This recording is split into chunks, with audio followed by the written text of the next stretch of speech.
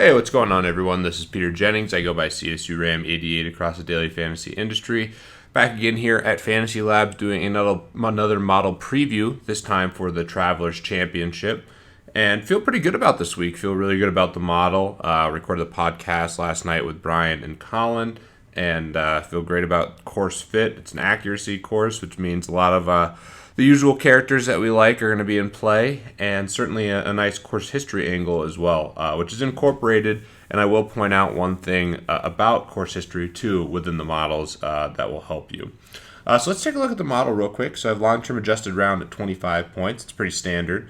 I have long-term driving accuracy at 10, so definitely an accuracy, no driving distance, waiting accuracy here.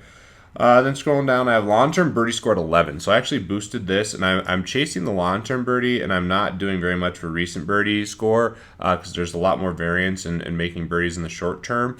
You can get lucky, you make more putts, whatever. I think long-term birdie score is a much better indicator of future birdie performance versus just recent birdie performance. Scrolling farther down, we have recent green regulation at 32. So again, the bulk of my model is almost always long-term adjusted round and recent green regulation score. I think that's the best way to capture the guys who are the best golfers long-term, and also the guys who are in great form from a ball striking standpoint. I have recent driving accuracy at 10. Recent birdie score at 1. I did want to put it in there. I just put it in for 1 point. It did make my model back test a little better, so I went with it. And then, of course, adjusted round score at 11. And nothing else here in the model. So I did weight the course adjusted round decently heavily here, which is why Paul Casey is popping as the number one guy. If you scroll farther over to the right with Paul Casey here, you'll see he has an adjusted round of 67.3, but there's only one count in the system. So that's really skewing it. Same with Molinari, who played well. But I'm looking for more of a sample size. That's why Webb Simpson's rating well and why he's priced so well. Bo Watson, we talked about, has elite course history here. 2 wins and 4 top 5s in the last 6 years, an elite option. But make sure when you're looking at course form, you look at the count and how many are in our system. So, I think that's a critical aspect of this.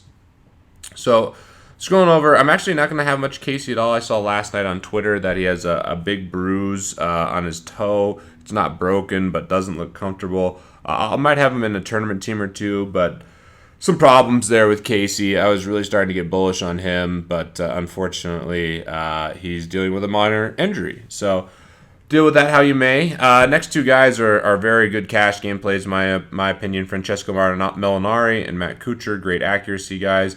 Normally we roster Molinari in like the 7K range, so he's a bit more expensive. It is a weaker field, but certainly an intriguing play. Webb Simpson's a good play for course history angle, definitely expensive, but a nice tournament option. Chad Campbell, I really like. Both Colin and I were kind of gushing about him on the podcast. Great stats here.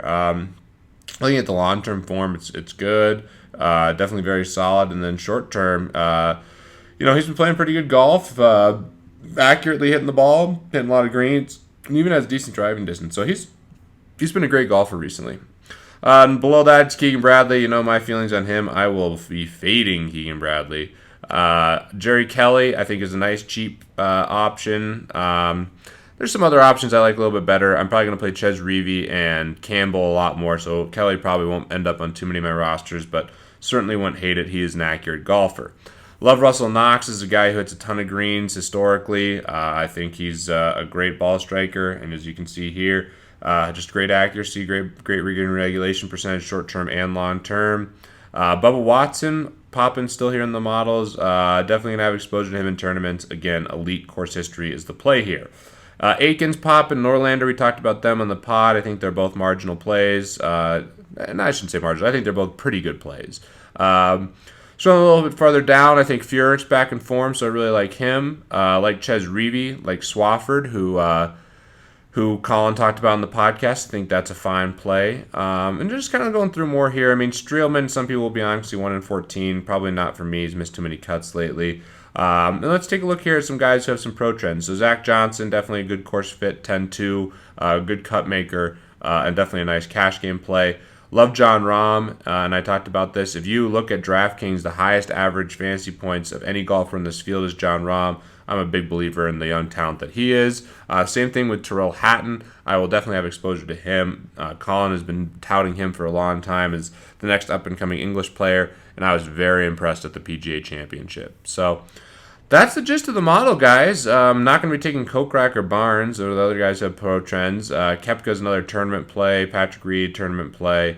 But the key players that I'm really interested in are here towards the top, and then Ches Reavie, Hatton, and I'll even consider John Rahm a nice play overall. I'm gonna have a lot of tournament exposure to him. So hope this is helpful for you guys. Of course, looking to see more Fantasy Lab subscribers at the top of the leaderboard, and of course, good luck in all your contests going forward.